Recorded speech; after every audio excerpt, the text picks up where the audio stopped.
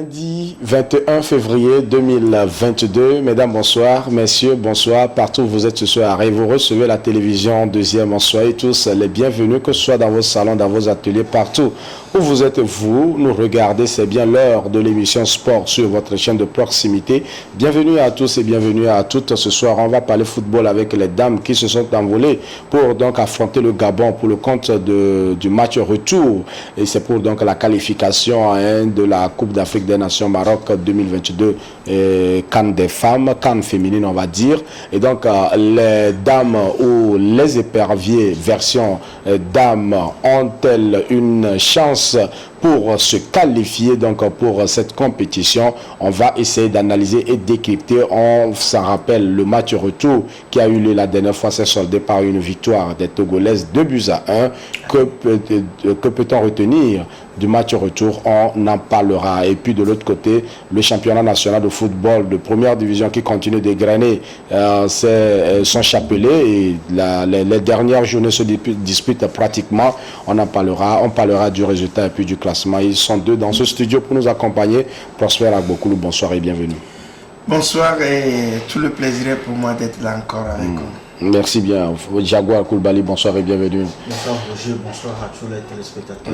C'est encore un plaisir. En tout cas, je vous ai appelé illico presto pour quand même gérer l'émission de ce soir. J'espère que je n'ai pas trop bousculé vos programmes. C'est notre devoir. Tant que le pays nous appelle, on doit quand même répondre. Permets-moi quand même de saluer le Jorin. De lui souhaiter mes meilleurs. Ou bien, oui. Vous n'êtes pas encore vu. Merci. Merci à Jaguar. Je crois que d'abord, nous sommes comme des soldats. Et on ne peut pas appeler un soldat au combat et qu'il puisse toujours trouver des excuses. On est là et je profite également de l'occasion pour souhaiter les vœux réciproques.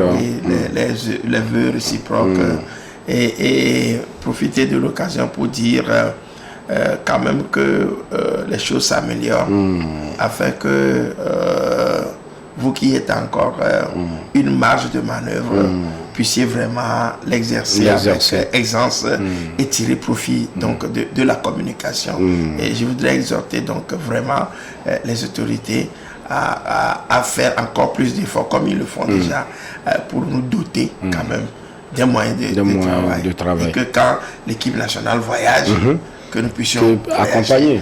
Bien évidemment, c'est très important pour communiquer autour des activités sportives. En tout cas, merci pour ce cri de cœur et nous espérons que vous n'avez pas prêché dans le désert et que très prochainement, on verra quand même les retombées, les fruits donc, de ce travail que les autorités, en tout cas, ils s'évertuent, et j'espère que le meilleur est devant. Comme tout à l'heure, nous avons suivi un clip. Demain fera beau. Et surtout que le ministre de la Communication est très jeune, qui fait des efforts pour promouvoir le journal de la communication. Il revient donc de se mettre en chantier.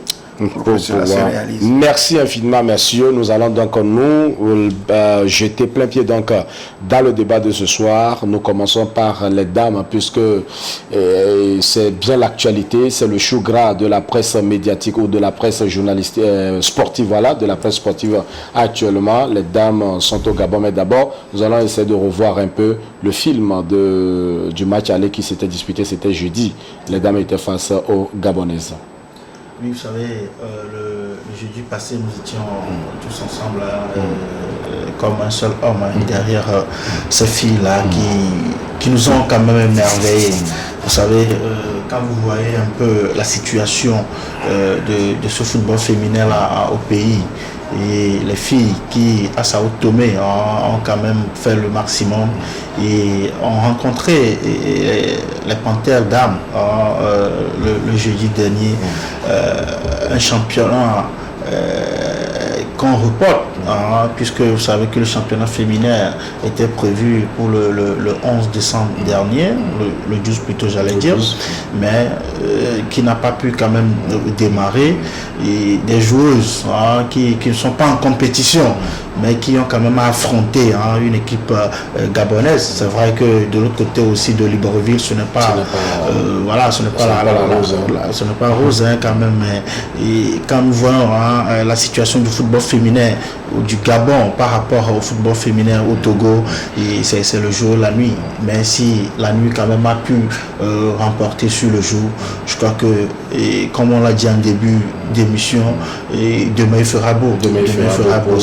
Et quand nous revenons quand même sur ce match, puisque quand vous voulez quand même décortiquer un match, il faut passer par plusieurs facteurs, sur le plan tactique, technique, et le 12e homme, l'apport de l'État, pas le trichement du ministère des Sports, l'apport de la Fédération togolaise de football. Je crois que tout quand même a été, chacun a fait sa part, même si nous avons quand même constater quelques déchets tactiques et techniques du côté du jeu. Je crois que l'heure n'est pas encore comment dirais-je secouer ces joueuses-là, mais je crois que l'heure est à la mobilisation et nous devons être de cœur avec ces filles-là, parce que ça n'a pas été quand même facile, mais elles ont quand même fait de leur mieux. D'accord, merci. Donc, Prosper Allemand, vous étiez avec nous lundi passé, où vous avez quand même appelé à la mobilisation autour de cette dame-là. Aujourd'hui, le résultat est là, une victoire à l'aller. Cela quand même vous a satisfait, certainement que vous avez suivi le match et vous avez pu l'analyser. Oui, comme l'a dit Jaguar, je crois que le départ à partir de Sao Tomé et Principe a montré quand même que les filles avaient du beau reste dans les jambes. Il fallait coûte que coûte jouer contre le Gabon. Et le jeudi dernier, elles avaient fait de leur mieux. Ça s'apparente à une éliminatoire de Coupe d'Afrique des Nations où les masculins à l'époque des Niavor et autres avaient joué contre le Sénégal à Lomé. Et ils avaient marqué, les Sénégalais ont égalisé. Et puis tout le monde se dit, le Togo est éliminé, parce qu'il y a un match retour à Dakar qu'il fallait aller faire. Donc à un but partout au Togo, c'est déjà fini pour les éperviers. Les gens commençaient donc à quitter le terrain à 10 minutes de la fin. Les tribunes se sont déjà pratiquement vidées. Et ce n'est qu'à la maison que tout ce beau monde-là a reçu le message du succès des Togolais qui ont gagné 2-1. Et on se dit que 2-1, c'est insuffisant pour aller à Dakar. Et vous vous rappelez de ce fameux but marqué par Niavor et qui a descendu son short et qui lui a valu.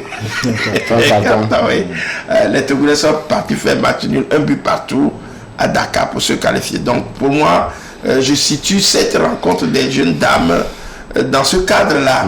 Et elles ont mené, les Gabonais sont revenus au score. On dirait peut-être on penserait peut-être qu'elles devraient se décourager pour se dire que si nous avons marqué à domicile et que l'adversaire a rétabli la jonction, c'est déjà perdu pour nous et que ce serait difficile d'aller gagner. Maintenant, contrairement à cela, elles se sont mises au travail et ont marqué un but qui les met aujourd'hui en avance par rapport aux Gabonaises. Donc je crois que l'espoir est de mise. Et c'est vrai, Jaguar l'a dit, il y a eu des déchets techniques. Mais on peut dire tout simplement que ce sont des trucs pardonnables parce que ces jeunes filles sont à leur premier essai. Le manque d'expérience faisant, elles ont commis quelque peu des erreurs qui n'en manquent pas. Mais cela n'entache quand même pas à leur faculté, à leur compétences, à leur capacité à pouvoir aller se défendre au Gabon. Maintenant, ça part du discours qu'on doit tenir à ces filles-là. Je sais que la ministre des Sports essaie quand même, par son dynamisme, à motiver, à galvaniser les troupes. Mais il faudrait en faire encore un peu plus. On ne sait pas dans quel état d'esprit elles sont parties. Je sais qu'il doit y avoir de la motivation. La fédération également a apporté certainement sa touche. On aurait voulu qu'il y ait une conférence de presse sur ce que cela devait être, parce que c'est une grande première. Et les filles sont à 90 minutes d'une CAN. Voilà, on devrait, je disais, en faire pour moi une affaire d'État comparativement à ce qu'on fait aux garçons, pour que ces filles-là soient vraiment motivées et aller gagner. Maintenant, en tant que supporter, en tant que Togolais lambda,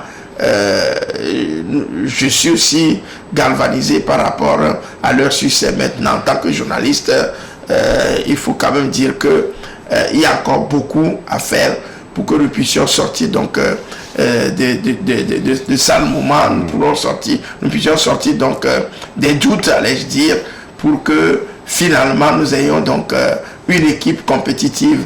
Maintenant, prions pour qu'elle s'en sorte. Un match nul ou une victoire, on suppose que cela pourra nous amener. Donc, alors, vous avez dit dans votre développement que la nuit a dominé sur le jour, parce que quand on prend un peu les deux formats où les deux pays, en termes de football des dames, c'est le jour et la nuit. Alors, quand même aussi, aujourd'hui, on retient une victoire pour le Togo. Est-ce qu'il n'y avait pas de la place pour faire mieux, ou c'est le service minimum qui a été donné la dernière fois? Oui, vous savez, n'allons pas quand même nous voiler la face. Tu sais, moi, je suis dans le football féminin. Je suis dans le football féminin, j'en sais beaucoup de choses. Vous savez, j'ai dit sur un plateau ce matin que cette génération de Nathalie Badaté, de Odette, de Amira, et Amé, Amouklo, toutes celles que vous avez quand même vues sur le terrain. Ce sont des fruits d'un championnat subventionné à hauteur de 500 000. Et cette génération-là, c'est une génération qui, à un moment donné, de l'histoire de ce football féminin, ont commencé un championnat et qui ont fini 2 ans après. Cette génération-là, c'est une génération qui, en début de saison, au niveau de la Fédération togolaise de football, prie toujours pour qu'on pense aussi aux filles. Par rapport à ce qui se fait dans d'autres pays, où on respecte ne serait-ce qu'à 80% le chronogramme. Aujourd'hui, si ces filles-là ont quand même pu gagner l'équipe gabonaise, souffrait que je le dise, ça a été un sursaut d'orgueil personnel de ces joueuses-là. Et permettez aussi que je tire chapeau à ces responsables de clubs féminins. Parce que pour pouvoir gagner ce match, ces dirigeants de football féminin-là ont quand même fait un travail. C'est-à-dire appeler individuellement les joueuses pour leur dire c'est le moment de laver cet affront-là. C'est le moment de montrer à ce peuple togolais que nous aussi, nous existons. De montrer à l'État togolais que le football féminin doit être pris au sérieux. Donc, si j'ai dit en début d'émission que la nuit a gagné sur le jour, voilà les arguments que je mets dans le panier. Maintenant, est-ce que ça a été un service minimum? Je dis oui, ça a été un service minimum. Parce qu'on n'a pas voulu quand même revenir sur les déchets tactiques et techniques. Ça, je veux quand même parler du staff technique. J'ai quand même suivi de loin, parce que je ne suis pas dans ce staff-là, mais de loin j'ai suivi. Vous savez, pour un match où en équipe nationale, on ne vient pas quand même chercher une condition physique en équipe nationale. Quand j'ai vu le regroupement de cette équipe-là, parce que j'ai mes filles qui évoluent là-bas, j'ai ce droit-là d'aller voir comment ça se passe là-bas. Et on n'a fait que chercher une condition physique sur toute la durée de leur regroupement. Alors que en équipe nationale, on n'a plus le temps pour ça. C'est de mettre quand même en place un système de jeu propre. Et se rassurer que ça sera que le jour du match, que les enfants puissent quand même développer. Maintenant, quand vous revenez un peu quand même sur le match où nous jouons seulement avec un seul avant-centre, ça je n'ai pas compris. Nous sommes, le Gabon a égalisé. Et sur des coups francs, sur des corners, des coups de pied arrêtés, nous laissons 5 à 6 joueuses dans la charnière défensive. Comment est-ce que nous pouvons égaliser? C'est pourquoi j'ai dit que ça a été quand même un sursaut d'orgueil. Les enfants l'ont compris à un moment donné que d'abord l'âge avance et que cette chance-là de jouer deux nations, 4 rencontres, si c'est pas que Sao Tomé avait désisté pour le match retour, sur 4 rencontres, vous vous qualifiez pour une CAN, ce ne serait plus possible parce que la prochaine échéance pour la CAN à venir, je crois que ce serait zonal, ce serait une qualification zonale. Et vous imaginez que dans notre zone, nous avons le Nigeria, nous avons le Ghana, la Côte d'Ivoire. Vous savez que le Sénégal, nous avons quand même participé à, comment vous appelez, au tour qualificatif de champion de la Champions League, où nous avons quand même vu le niveau du jeu du Nigeria. Le Nigeria a gagné, ami du monde, 5 buts à 1. Vous voyez, donc les filles ont compris à un moment donné que il faut coûte et coûte saisir cette opportunité-là, ou bien cette chance-là, de se qualifier et de rentrer dans les annales de l'histoire du football féminin au Togo. Je crois que c'est ça qui a payé. Et cette motivation-là et ce sursaut d'orgueil, je crois que ça a toujours continué. Et que les enfants, les filles-là, sont prêtes à relever ce défi. À revenir au pays comme l'a fait la génération de Cheyi Adebayor et Koubadia Kader, où en octobre 2005, si je me rappelle bien, au Congo, on ramenait la qualification pour la CAN et la Coupe du Monde 2006. Je crois que les enfants, là, les filles là aussi sont prêtes à écrire cette page de l'histoire du football féminin. D'accord. Alors, un autre aspect de la chose, c'est que le public sportif était absent quand même le jour-là, alors qu'on se disait que c'était une qualification qu'on chassait, donc il fallait quand même faire en sorte qu'on aille donner de la voix à ces filles-là pour aller chercher plus loin la place ou bien le 12e homme. Non, ce qui a été paradoxal, c'est que les Gabonais avaient des supporters. Les Gabonais avaient des supporters chez nous. Et que nous n'en avions pas chez nous.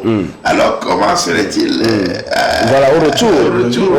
Ou bien est-ce une convention entre nos deux fédérations pour dire que bon, vous venez chez nous, nous aussi. Au retour, la ressortissante.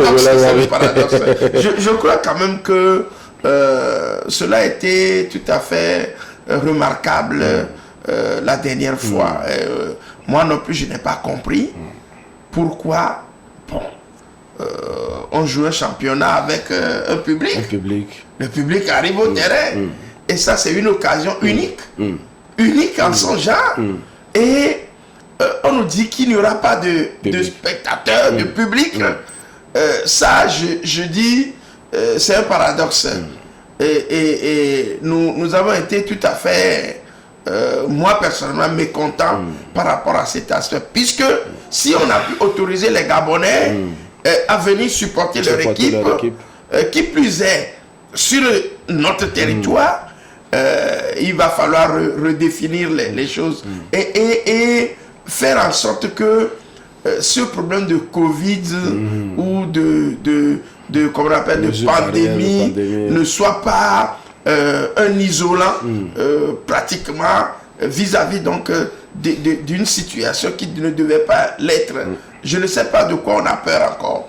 On nous a quand même parlé de la non-homologation du stade Kégué. C'est ça qui a fait qu'on n'a pas permis au public.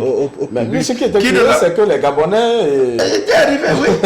Bon, en tout cas, ce sont des trucs qu'on a quand même appris dans les couloirs. Mais personnellement, moi aussi, j'étais quand même un peu remonté. Vous savez, si le stade de Kégué est en chantier. Je crois que la Fédération togolaise de football sait très bien que le stade de Kégué est en chantier. Mais on a fait Je me rappelle ce match-là, ce fameux match où l'Algérie est venue nous mater 4 buts ici.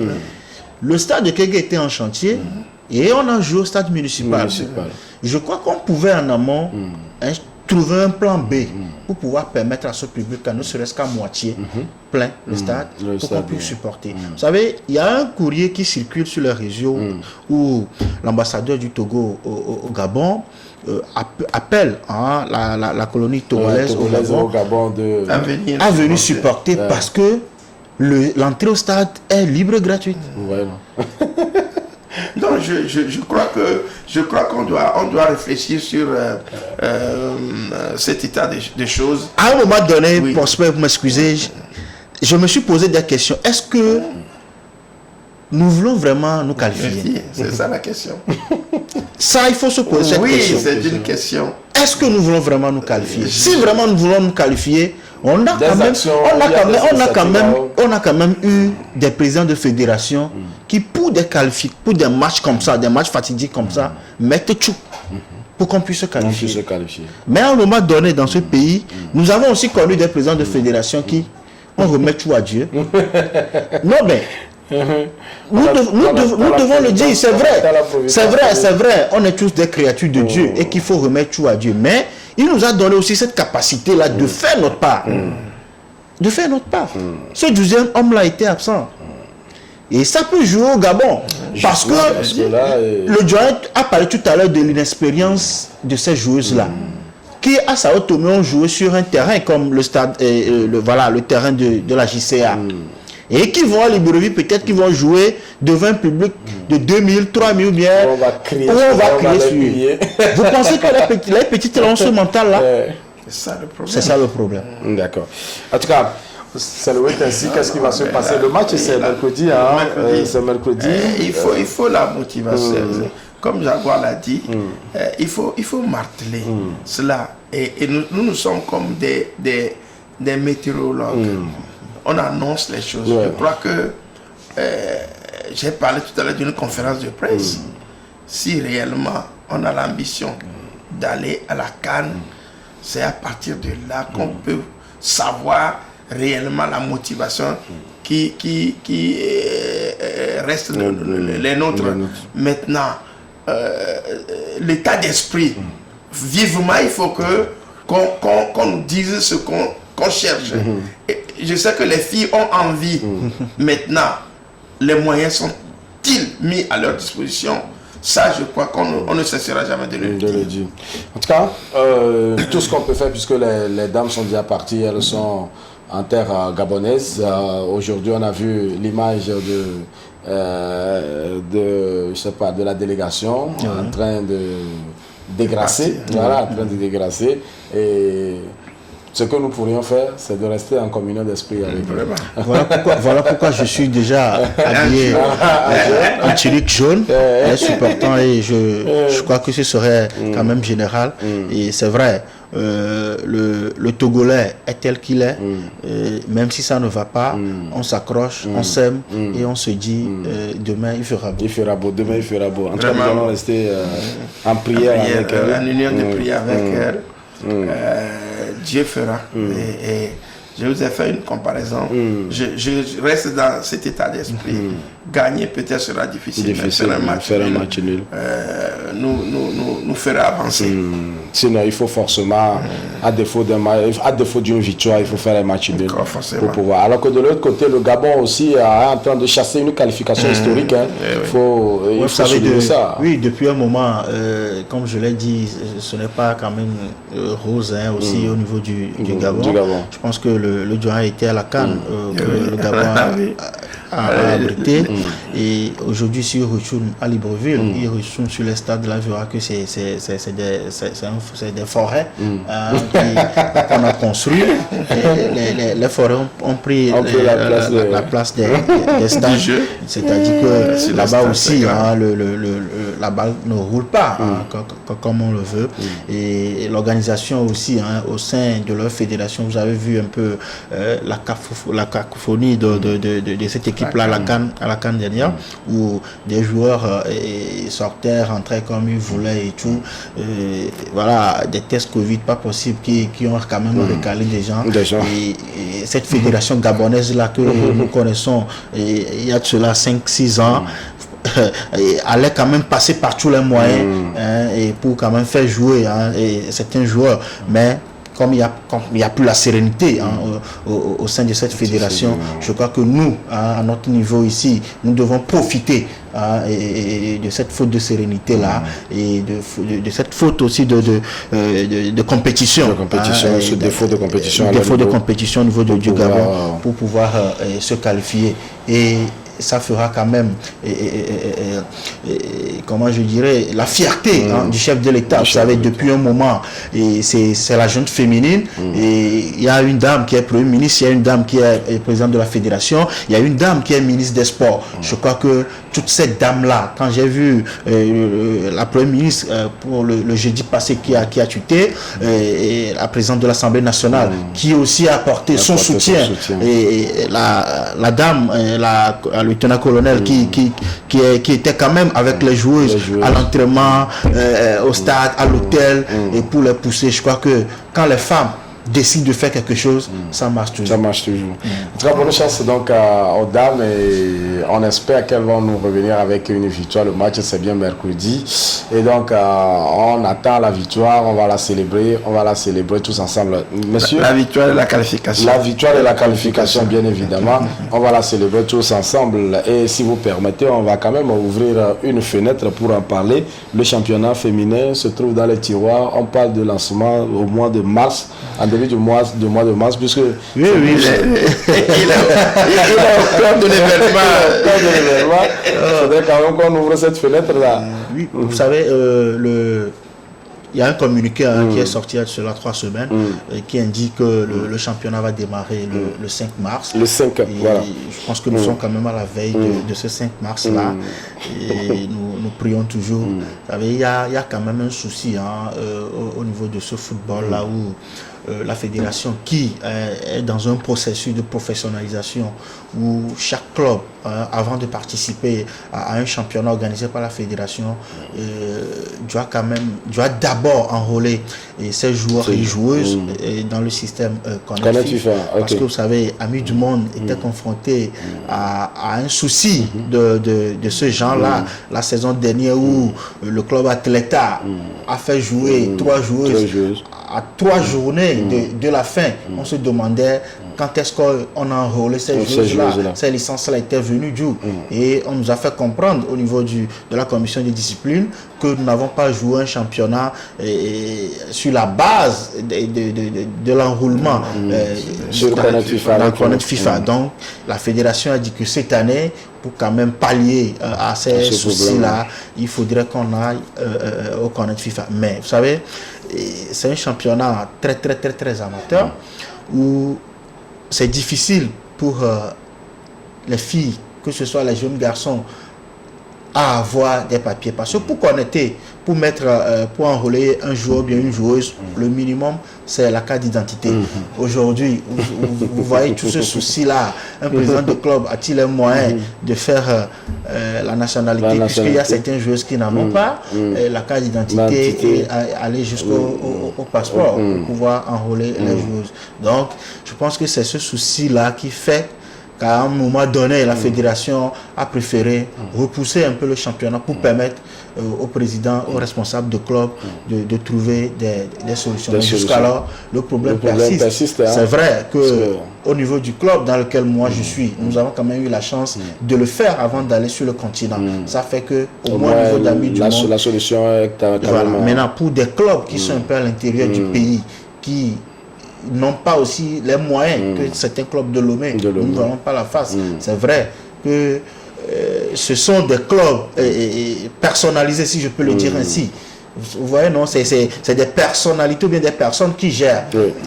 C'est des clubs qui vivent sous des mécénats privés. Des mécénats privés, voilà même le thème technique. Voilà, donc, si à un moment donné, les cadres des différentes localités où se situent, où se trouvent ces clubs-là, peuvent quand même à un moment donné apporter leur rapport à ces responsables de club pour les aider d'abord dans l'établissement des documents, des pièces administratives pour aider ces joueuses-là et ne pas enfermer ou bien ne pas bloquer le rêve. Parce qu'aujourd'hui, une de mes soeurs peut-être qui est à Lyon de Bassa, qui voit Nathalie Badaté aujourd'hui en équipe nationale en train de jouer, qui aussi a les talents de Nathalie, mais qui n'aura pas cette chance parce qu'elle n'a pas sa naissance, elle n'a pas sa nationalité. Comment est-ce qu'elle fera pour voyager et aider aussi au développement de ce pays? Voilà.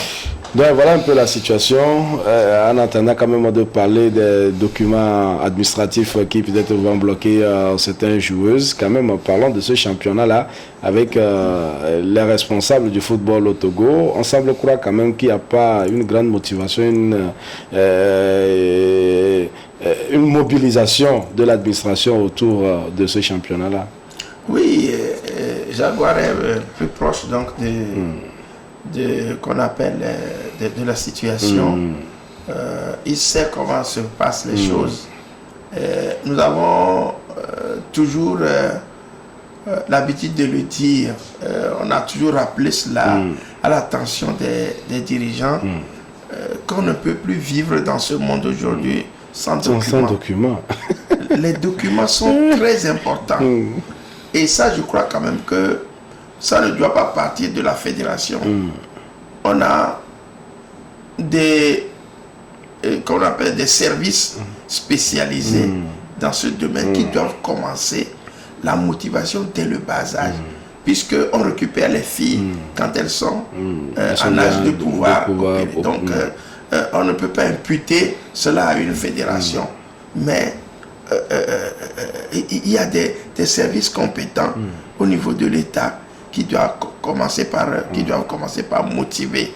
Et ça fait triste que certains parents qui ne sont pas aussi informés du bienfait des documents, vous voyez à peu près, et ce n'est qu'à la dernière minute qu'on se bat, on cherche par-ci par-là. Donc je crois même pas seulement pour le football. Oui. On sait que dans tout le circuit éducatif, on attend les examens pour commencer par courir de gauche à droite. Voilà. Et c'est là où moi je voudrais interpeller l'État.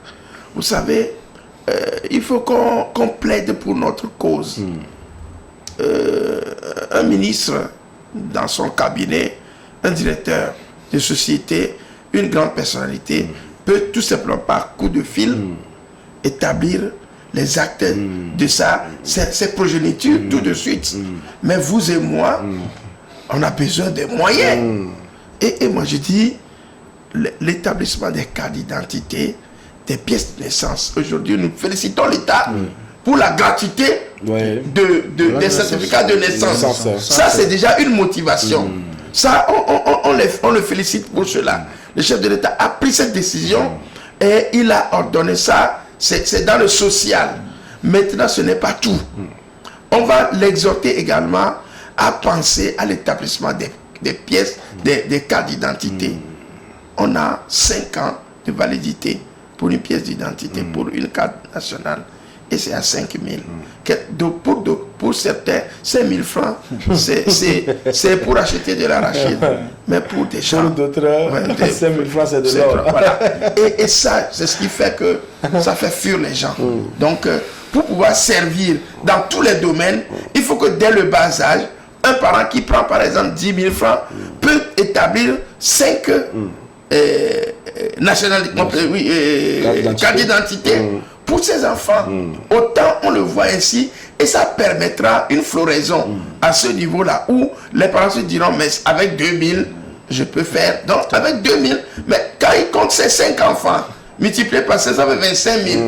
Commencez par où vous voyez à peu près. Donc je crois qu'on doit faciliter aussi ces choses-là. Aujourd'hui, nous avons les mairies, les collectivités locales qui sont là. Je crois que l'État, on comprend qu'il est en train de décentraliser, comme on l'appelle, peu à peu.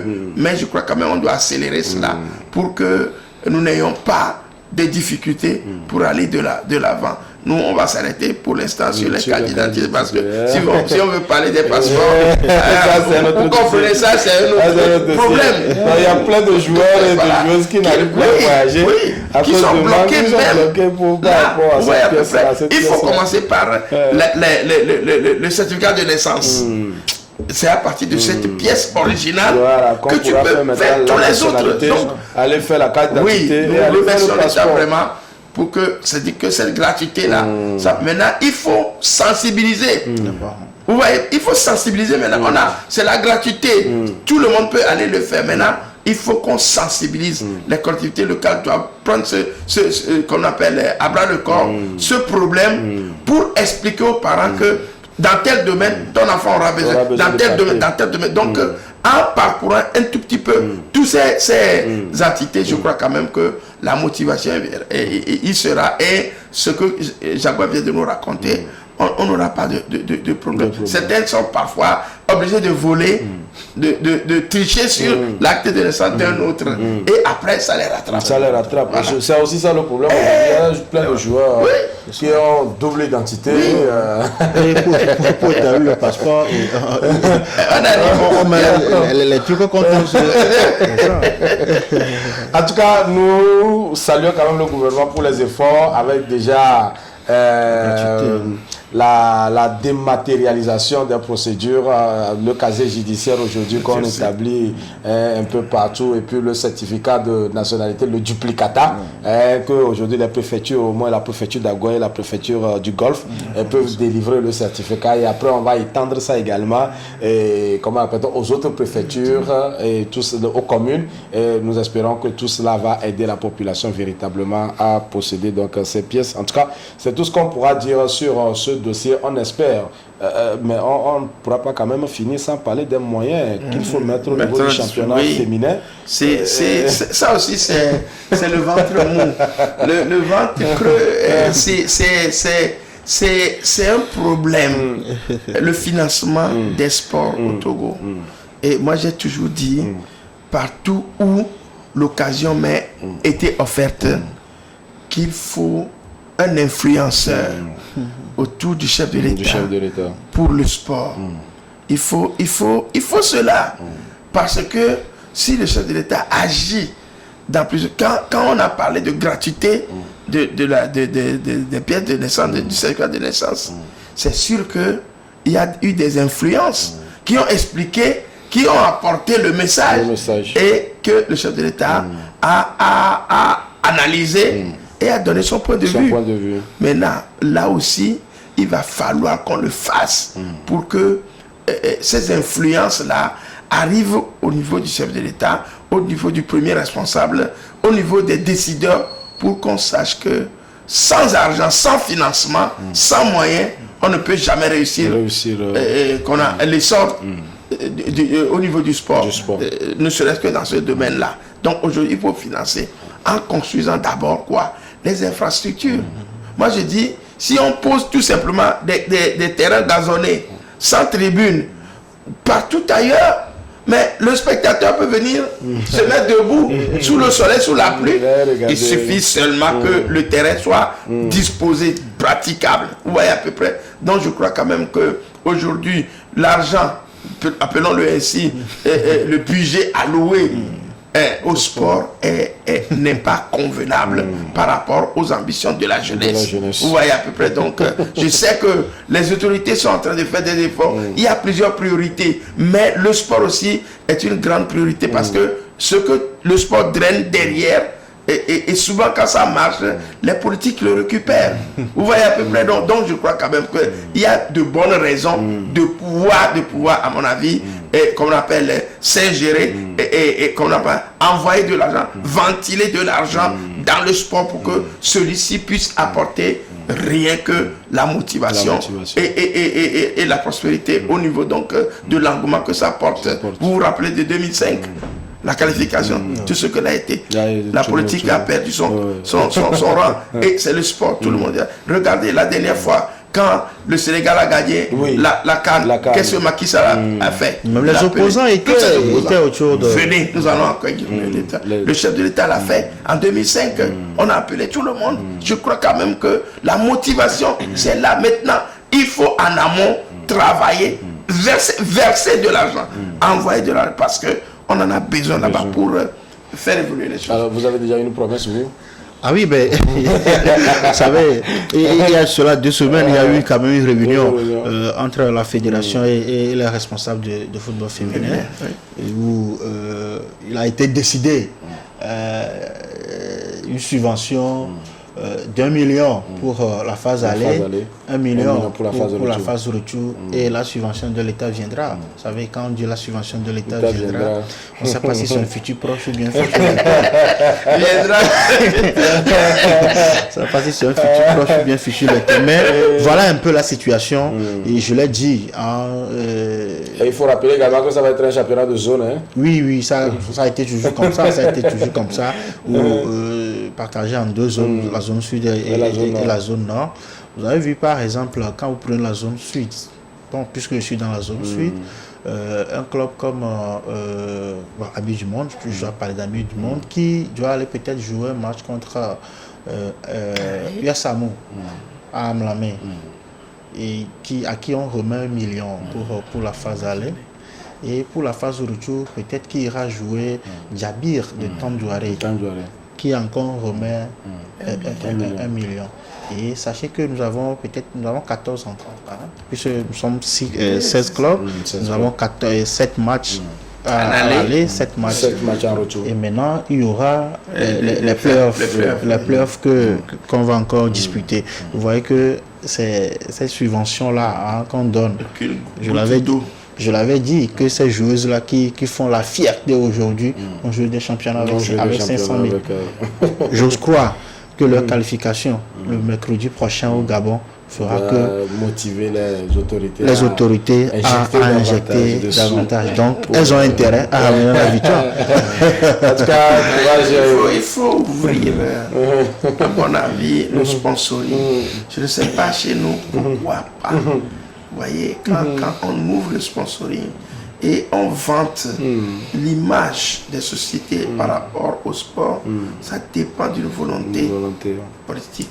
Il faut qu'on le fasse pour que des sociétés prennent en charge les équipes, les subventionnent. À partir de là, on peut bien comprendre, avoir un bénéfice, un gain. Mais sans cela, l'État lui-même a déjà des problèmes.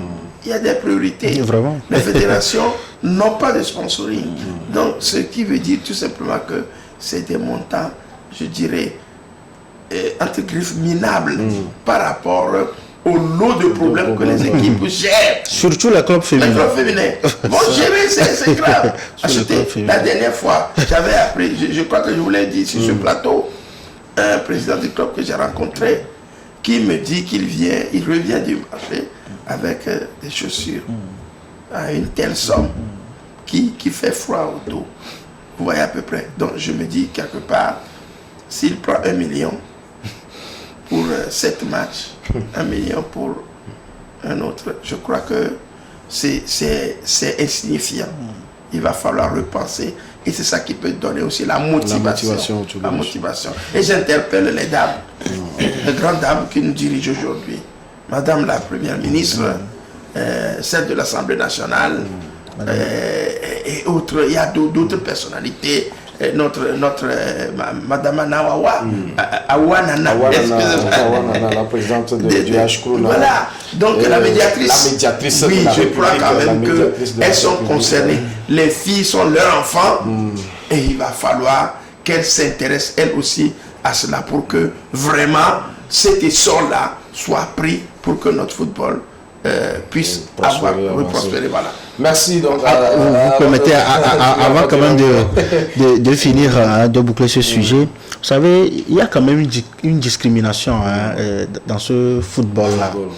Quand je vois un peu la subvention octroyée au club masculin, qui apparemment joue la même journée, le même format de championnat, quand je vois l'entretien qu'on fait à l'équipe nationale, senior, je veux parler des masculins, ou pour des matchs comme ça, sont logés à l'hôtel de février, ou au même moment, pour des regroupements des clubs féminins, tantôt c'est Gis Palace, tantôt c'est Agoué, Hôtel Jouvin ici, tantôt certaines joueuses qui viennent de l'intérieur sont logées, d'autres qui sont à Lomé sont à la restent chez elles et viennent pour s'entraîner et repartent. Mais je me dis... On vous dira que ça ne draine pas le même engouement. Ça ne draine pas le même... Non, mais non. Je sais pourquoi j'ai bien parlé du format. J'ai parlé du nombre de journées que ces deux championnats-là vont jouer.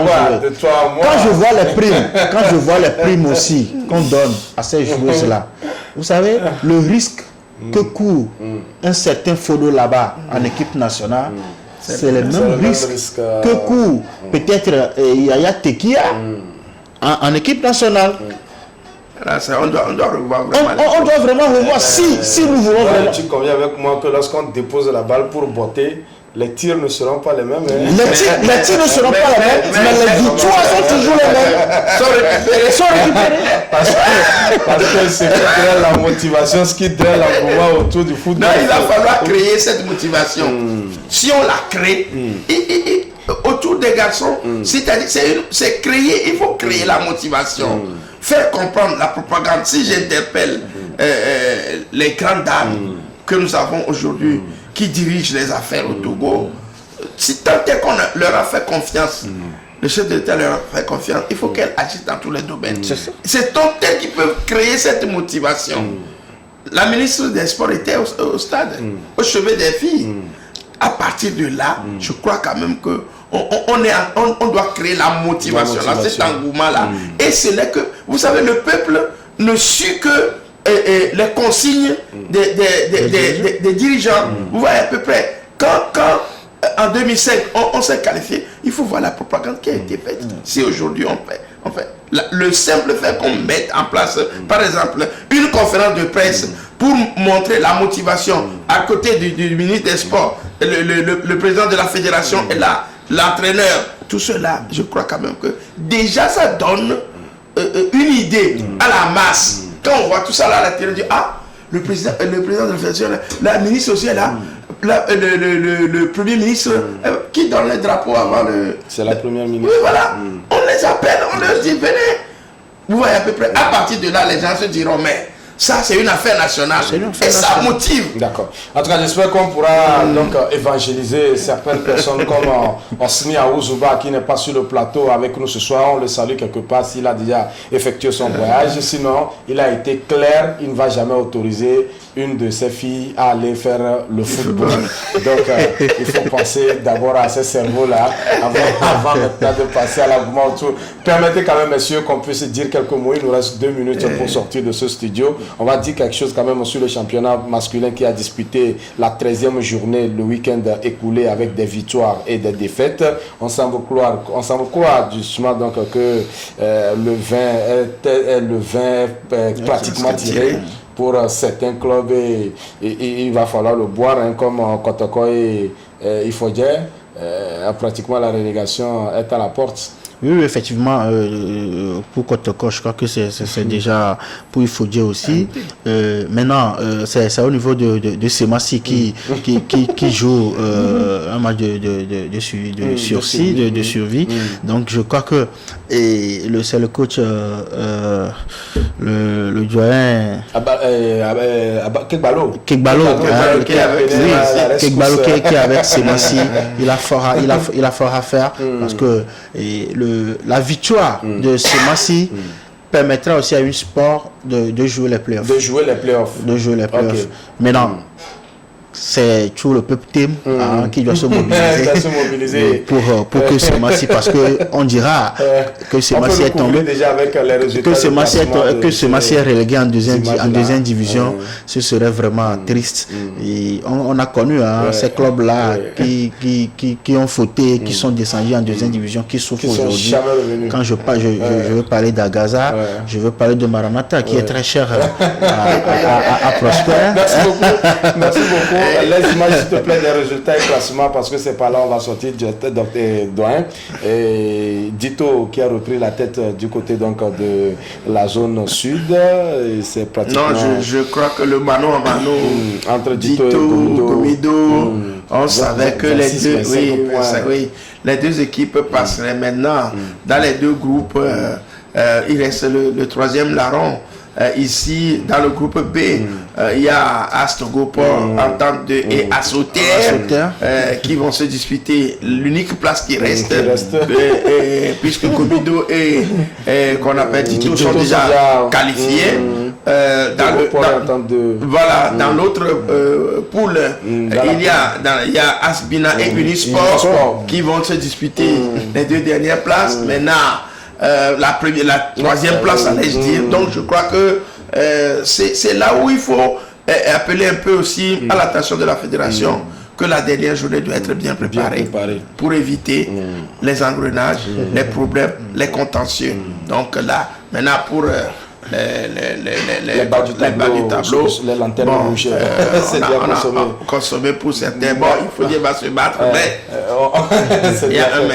Désolé pour la dame qui est venue dans un monde trop vieux pour l'accueillir. C'est par ici qu'on va terminer cette émission. Merci infiniment, chers invités, d'avoir une fois encore répondu à notre invitation. L'émission sera rediffusée mercredi à 11h. Mais pour les internautes, retrouvez l'intégralité de l'émission sur notre page Facebook, la page de la télévision deuxième. Merci à Antoine et Sokassi derrière la caméra. Simon Aoui de l'autre côté de la régie. La coordination est assurée par Logikao et au montage, il s'appelle Djelil Deja. Merci à tous et à la prochaine.